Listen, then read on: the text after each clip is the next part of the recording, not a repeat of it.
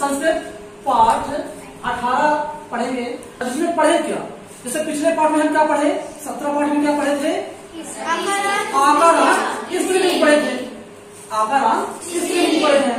अब उसी आकारांत स्त्रीलिंग जो कर्ता होता है, स्त्रीलिंग कर्ता है प्रथम पुरुष, उत्तम पुरुष, मध्यम पुरुष।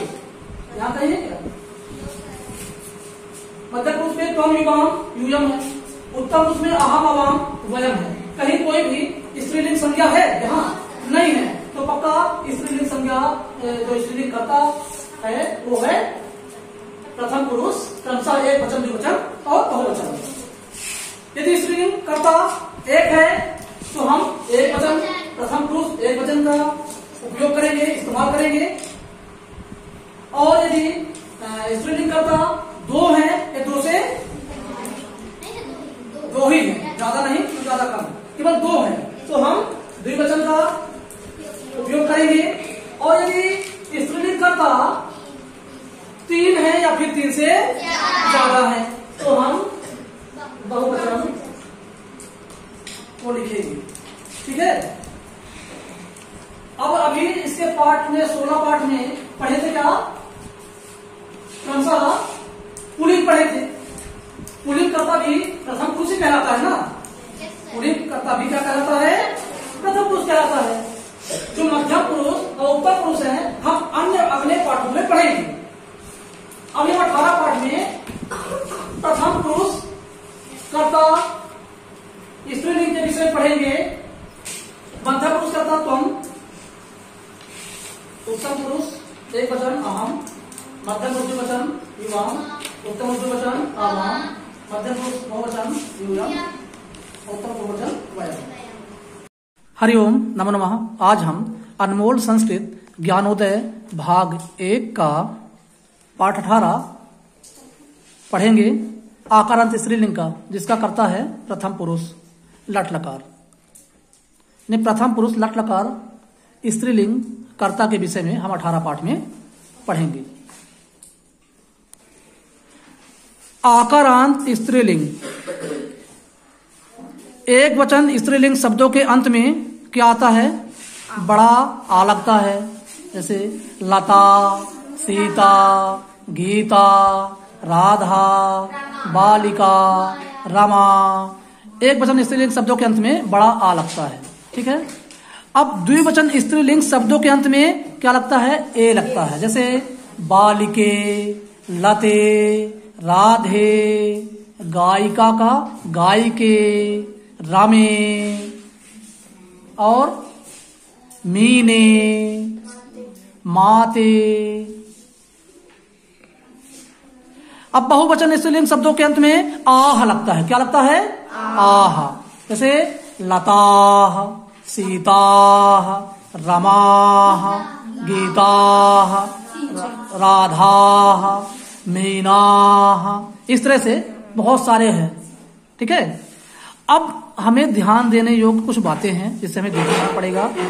प्रथम पुरुष यानी थर्ड पर्सन, प्रथम पुरुष मतलब जिसके विषय में बात किया जाता है, बात करने वाला उत्तम पुरुष, जिससे बात किया जाता है मध्यम पुरुष, और जिसके विषय में बात किया जाता है वो कहलाते हैं प्रथम पुरुष। ठीक है। जैसे सा, वह, ये क्या है, सर्वनाम है। जहां संज्ञा के स्थान पर सर्वनाम का प्रयोग किया जाता है। हाँ, जैसे सा, वह स्त्रीलिंग है ना, पुल्लिंग क्या हो जाता है, सह होता है। पुल्लिंग में क्या होता है, सह, और नपुंसकलिंग में तत्। सह, ते मतलब सा ते ताह, सा एक वचन में आया, सा ते एक ही मात्रा लगा इसमें, ते, और ताह बड़ा के बाद विसर्ग लगा, ताह यानी वे सब, सा वह, ते वे दो, और ताह वे सब। संस्कृत में तीनों लिंगों पुल्लिंग, स्त्रीलिंग, नपुंसक लिंग में क्रिया एक समान ही होती है। संस्कृत में तीनों लिंगों में क्रिया जो है तो एक ही समान होती है। तीनों लिंगों में उनके जो सा है तो तत् हो जाएगा नपुंसक लिंग में, पुल्लिंग में सह हो जाएगा, ये बदलते रहेंगे, लेकिन जो इनकी क्रिया है, क्रिया वही रहेगी। जैसे पुल्लिंग में बालकः पतति, एक पद धातु मिला था ना, पद धातु हमने लिखे हैं। बालकः पत, पत मतलब होता है गिरना। बालकः पतति, बालक गिर रहा है। लट लकार में क्या होता है? रहा है, रही है, यही ना आता है। गिर रहा है, इतने गिरेगा, आपका फ्यूचर चला जाएगा, मतलब लट लकार चला जाएगा। गिर चुका मतलब आपका लंग लकार चला जाएगा। फिलहाल हम 6वीं कक्षा में लट लकार ही पढ़ रहे हैं। स्त्रीलिंग में बालिका पतति, बालिका गिर रही है। और नपुंसकलिंग में फलम पतति, फल गिर रहा है। और देखो तीनों में बालक पुल्लिंग हुआ, बालिका स्त्रीलिंग और फलम नपुंसकलिंग हुआ। ये अलग अलग लिंग हुए, लेकिन जो क्रिया है सेम है कि नहीं है? Yes sir. क्रिया में कोई परिवर्तन है क्या? पतति मतलब गिर रहे हैं, फल भी गिरता है, बालक भी गिरते हैं और बालिका भी गिर रही है, पर क्रिया तो एक जैसे है ना, क्रिया में कोई अंतर नहीं होता है। दूसरा बिंदु जो हमें ध्यान देना है क्या है? आकारांत स्त्रीलिंग शब्दों का एक वचन बनाने के लिए शब्द के अंत में आ लगा देते हैं, जो हम पहले पढ़ चुके हैं ना। आ लगा देते हैं, बड़ा आ लगा देते हैं। जैसे बालिका, छात्रा। अब बालिका, बालिका, अब इसमें पठती यानी बालिका पढ़ रही है, इसमें पढ़ धातु है ना, बालिका पढ़ रही है। सा छात्रा, सा मतलब वह, छात्रा, छात्रा अस्ति, अस धातु है, अस मतलब क्या होता है? छात्रा अस्ति, वह छात्रा है। छात्र नहीं, छात्रा है स्त्रीलिंग। अब प्रथम पुरुष द्विवचन, थर्ड पर्सन आकारांत स्त्रीलिंग शब्दों का द्विवचन बनाने के लिए आ के स्थान पर क्या लगा देंगे? ए कर देते हैं। जैसे क्या हो जाएगा? बालिके, छात्रे, लते, गीते, रमे, बहुत सारे ऐसे उदाहरण हैं। जैसे अब इसमें पठती एक वचन था, द्विवचन में क्या हो जाएगा? पठतः। क्या हो जाएगा? पठतः। तो बालिके पठतः, यानी दो बालिकाएं पठतः पढ़ रही हैं। ते छात्रे, ते वे दोनों, छात्रे छात्राएं स्तः हैं। अस्ति स्तः संति है ना, वे दो छात्राएं हैं। और बिंदु देखिए, प्रथम पुरुष बहुवचन थर्ड पर्सन आकारांत स्त्रीलिंग शब्दों का बहुवचन करने के लिए एक वचन स्त्रीलिंग के अंत में क्या लिख देते हैं? विसर्ग का चिन्ह लगा देते हैं। जैसे बालिका है, बालिका तो वैसे भी आकारांत है, उसमें केवल क्या लगा देंगे? एक विसर्ग लगा देंगे। जैसे देखिए बालिका है, ये बालिका आपको दिख रहा है, अब ये आपका यहां लग गया विसर्ग, तो क्या हो गया? बालिकाः, बहुवचन हो गया। बालिकाः, छात्राः, गीताः, मीनाः। ठीक है। अब बहुवचन के साथ क्रिया बहुवचन हो, अगर कर्ता एक वचन है, यदि कर्ता एक वचन है तो क्रिया भी कितने वचन की होगी? एक वचन की। कर्ता बहुवचन है तो क्रिया भी बहुवचन। यहां कर्ता बालिकाः, बहुत सारी बालिकाएं हैं, तो पठती, पठता, पठंती हो गया बहुवचन। बालिकाः पठंती, यानी बालिकाएं पढ़ रही हैं। ताः छात्राः सन्ति, ताः सा ते ताः, ताः छात्राः सन्ति, वे सब छात्राएं हैं। देखिए पहले चित्र में हमें क्या दिख रहा है? बालिका, बालिका किम करोति, बालिका क्या कर रही है? बालिका पठती, बालिका पढ़ रही है। दूसरे चित्र में छात्रा, ये छात्रा है, तो छात्रा किम करोति, छात्रा क्या कर रही है? छात्रा क्रीडति, छात्रा किम करोति? छात्रा क्रीडति, छात्रा खेल रही है। अब देखिए तीसरे में क्या कर रही है? ये सा हसती, सा किम करोति, वह क्या कर रही है? सा हसती, वह हंस रही है। अब ये पास के लिए ऐसा पास है, और ये सा मतलब ये बालिका बहुत दूर, इसलिए वह हंसती। अब ऐसा, ऐसा पास के लिए हम उपयोग करते हैं। ऐसा मतलब यह है। ऐसा का अस्ति, कौन है? ऐसा का अस्ति, यह है कौन है? ऐसा का अस्ति, यह कौन है? ऐसा सारिका अस्ति, यह सारिका है। देखिए सारिका प्रथम पुरुष एक वचन करता है तो अस्ति आया, अस्ति दो वचन में स्तः, अगर दो सारिके हो तो सारिके स्तः, तीन सारिका होते तो सारिकाः सन्ति हो जाता। ठीक है। अब सारिका किम करोति, सारिका क्या कर रही है? सारिका पूजति, यानी सारिका जो मैना है वो चहक रही है, कूज रही है ना। अब देखिए तीन चित्र हमको दिख रहे हैं। कलिके, पहले में कलिके कितने हैं? कलिका कलिके, द्विवचन में है ना, तो कलिके हो गया। कलिके तो विकसति विकसतः, कलिके विकसतः, इन दो कलियां खिल रही हैं। शाखे, कितने शाखा है? दो शाखा, शाखा शाखे, तो शाखे क्या कर रहे हैं? झुक रहे हैं, मतलब नमनतः, शाखे नमतः, ये दो शाखाएं जो हैं ये नमन कर रहे हैं। झुकने का मतलब ही प्रणाम करना होता है ना, मतलब ये झुके मतलब प्रणाम कर रहे हैं।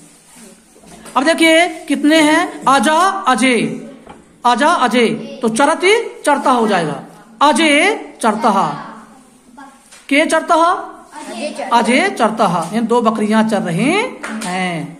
अब देखिए अगले चित्र में ते के स्तः, यानी वे दोनों कौन है?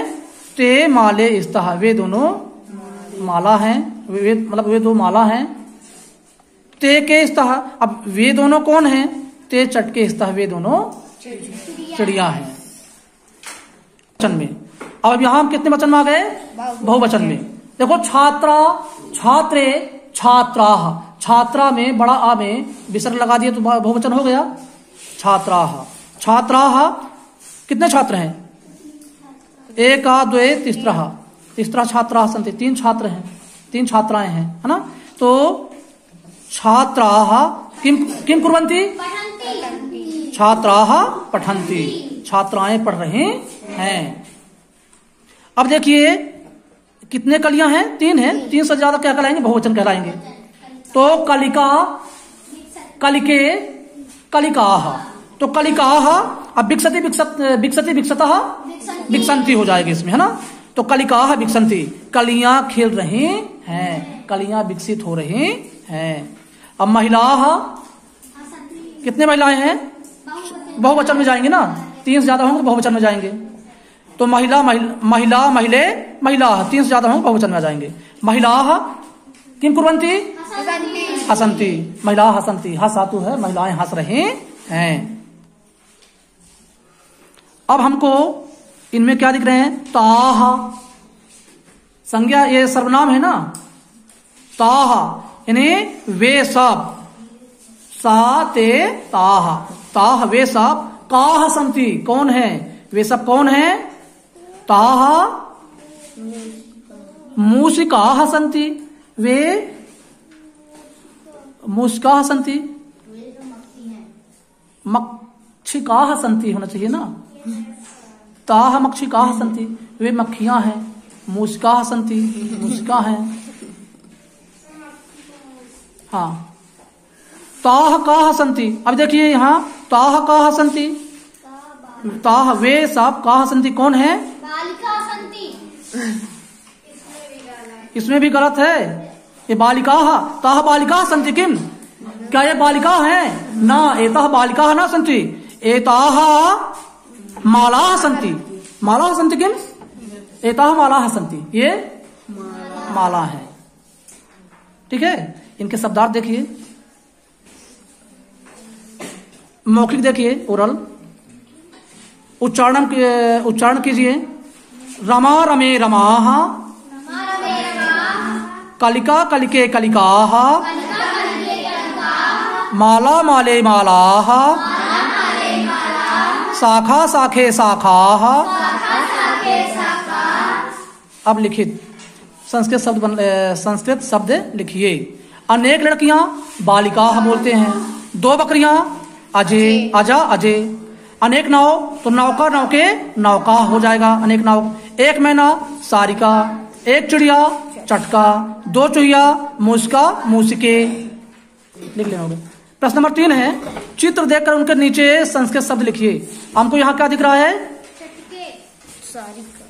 सारिका या चटका, है ना, चटका चटके। अब यहाँ क्या दिख रहा है? माला माले। यहाँ कलिका कलिके कलिकाः, कलिकाः यहाँ होगा।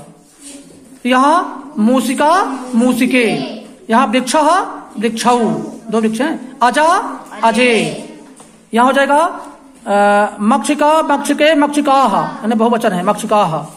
यहाँ चटका, यहाँ साखे।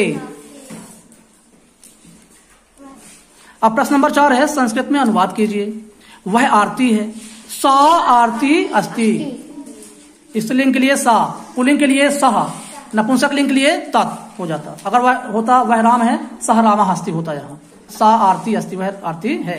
सब बालिकाएं खेलती हैं, तो बालिका बालिके बालिका, बालिका क्रीडति क्रीडति क्रीडता क्रीडंती हो जाएगा। तो बालिका क्रीडंती, सब बालिकाएं खेल रहे हैं।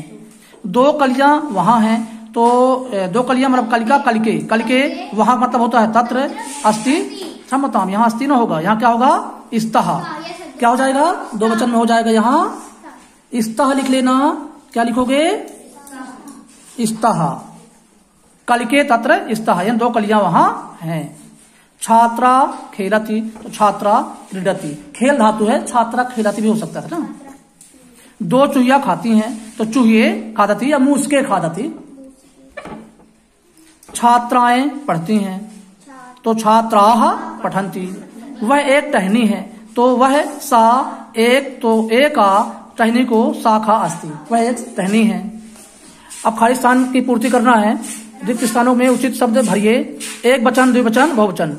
रमा रमे रमाः, मक्षिका मक्षिके मक्षिकाः, खट्वा खट्वे खट्वाः, चटका चटके चटकाः, मूसिका मूसके मूसकाः, वाटिका वाटिके वाटिकाः। अस्तु, नमो नमः।